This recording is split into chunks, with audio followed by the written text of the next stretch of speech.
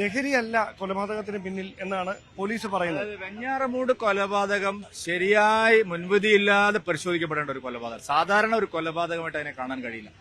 നോക്കൂ, നിങ്ങൾ ആ കൊലയാളി എത്ര വലിയ പരിശീലനം ആ കൊലയാളി കിട്ടിയിരിക്കുന്നത് മനസ്സിലായി.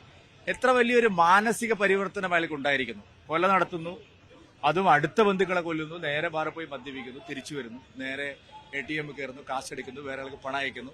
വളരെ സന്തോഷത്തോടുകൂടി പോലീസിനോടൊപ്പം ഫോണിൽ സംസാരിച്ചുകൊണ്ട് അയാൾ കീഴടങ്ങുന്നു. എവിടെയോ കാര്യമായിട്ടുള്ള പരിശീലനം.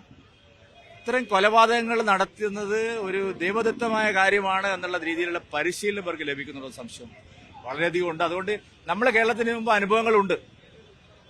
മലപ്പുറം ജില്ലയിലെ 4 കൊലപാതകങ്ങൾ, താമി വധം ഉൾപ്പെടെയുള്ള 4 കൊലപാതകങ്ങൾ, എല്ലാ പ്രോസിക്യൂഷൻ നടപടികളും കഴിഞ്ഞ് 10 വർഷം കഴിഞ്ഞപ്പോഴാണ് അതൊരു തീവ്രവാദ പരിശീലന കൊലപാതകമാണെന്ന് തെളിഞ്ഞത്. കേരള പോലീസ് തന്നെ കണ്ടെത്തിയത്.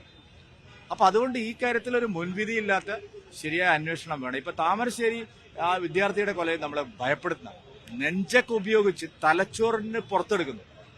നമ്മളൊരു സാധാരണ ഒരു അക്രമത്തിൽ സംഭവിക്കുന്നതല്ല.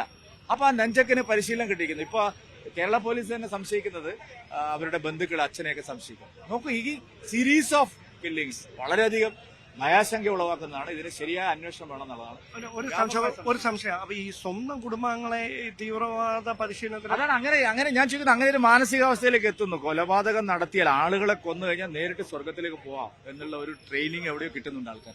ഞാനിത് ഒരു രാഷ്ട്രീയ ഉദ്ദേശം വെച്ചുകൊണ്ട് പറയുന്നതല്ല.